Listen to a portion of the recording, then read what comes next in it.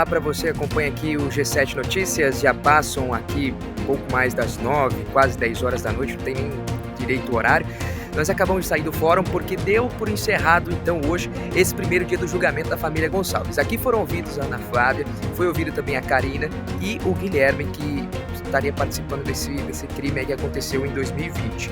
Nós conversamos, é claro, com os advogados de defesa desses acusados, nós acompanhamos depoimentos que duraram 2 horas, mais, né? O do Guilherme foi mais sucinto, foram 30 minutos apenas, ele contou a participação dele ali, o que foi planejado, o que ele sabia do caso, e agora resta para amanhã, às 9h30 da manhã, o julgamento vai ser retomado para assim sair essa sentença, né? A gente pode dizer, para sair a conclusão desse caso. Bom, o que se sabe desse caso até agora é o que a gente acompanhou mais cedo, né? A advogada do Jonathan e do Juliano foi destituída do caso, né? Segundo ela informou que eles queriam que pedisse o adiamento, né? E ela disse, olha, não tem motivo para poder adiar, então vamos continuar o julgamento e tal, e ela foi destituída do caso.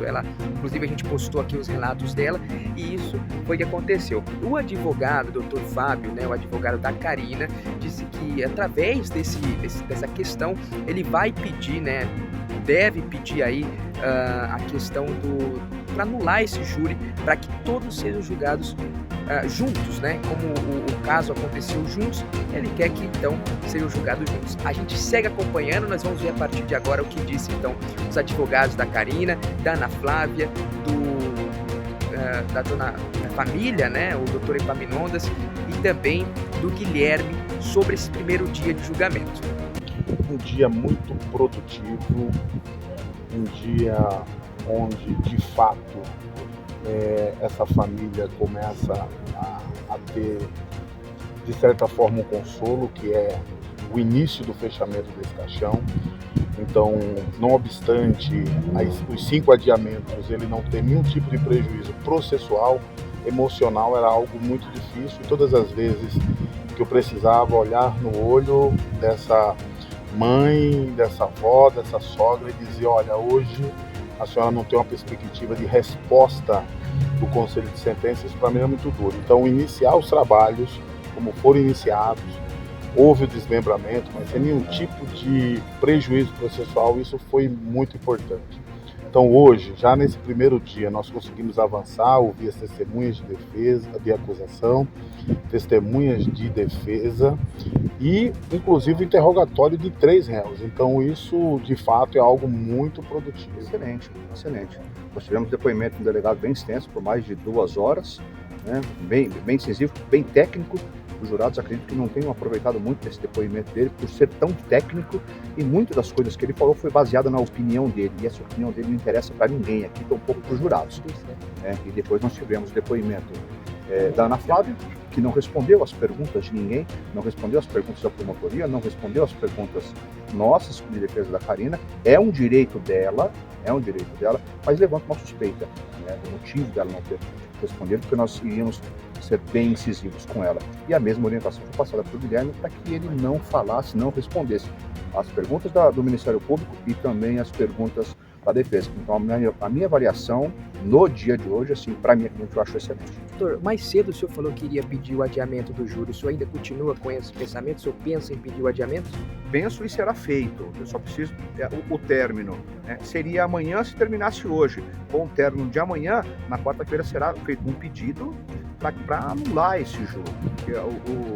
Um crime que aconteceu com 5 pessoas envolvidas. As 5 pessoas estavam lá. Está demonstrado no processo que essas 5 pessoas estavam dentro da residência no momento que essas pessoas foram mortas. Não há por que ter um desmembramento agora com a destituição da defesa. Ele poderia simplesmente hoje cancelar esse júri, dar 30 dias para que o Jonathan e o Juliano constituírem um novo advogado e fazer o julgamento de todos em 20 de agosto. Inclusive o Guilherme, ele chegou a comentar isso, e me desculpe até o termo na qual eu vou me referir assim, mas parece que ele faz mais, que deu mais detalhes em relação ao ocorrido desde o planejamento até a execução desses crimes. Como que o senhor analisa o depoimento do Guilherme aqui hoje? Eu acho que a gente tem essa opinião porque o Guilherme foi muito sucinto, o depoimento dele acho que durou 15 minutos, ele foi muito direto. 30 minutos?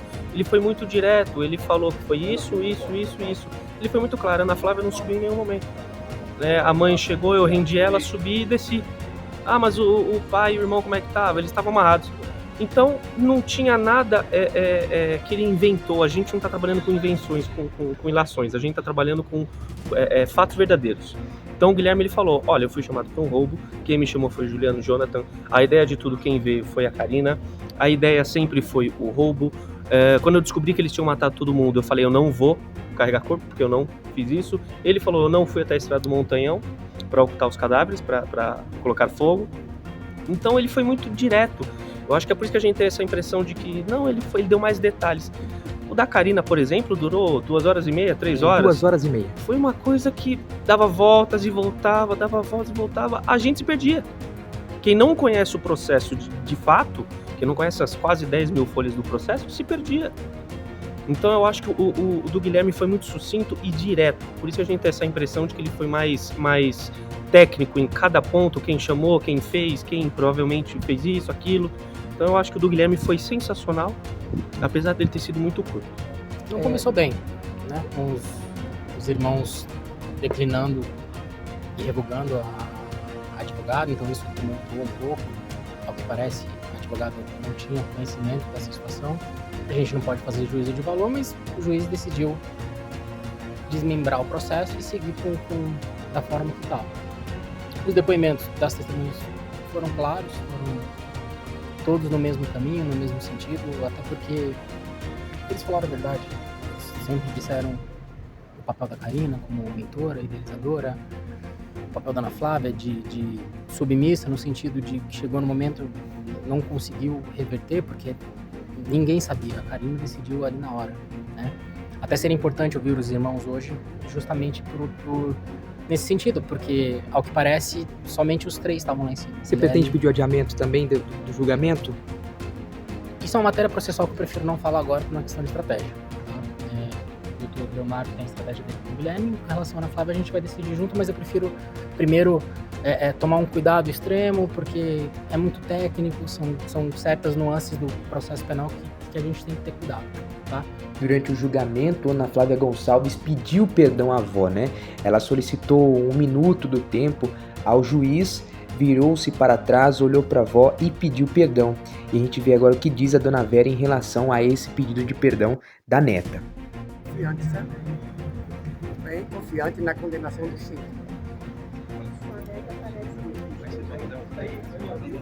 Vou falar minha neta pra vocês, né? Ficar melhor, né? Não é minha neta mais, mas ela pediu perdão. Ela virou, me levantei e saí. Aí uns criticaram e outros apoiaram, mas eu não podia ficar. A oportunidade dela eu já tinha dado. Ela não deu valor, então agora eu quero ficar mais dela.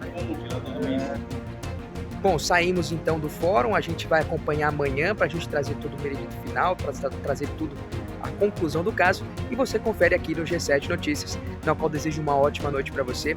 Se Deus quiser, até amanhã estaremos juntos aqui.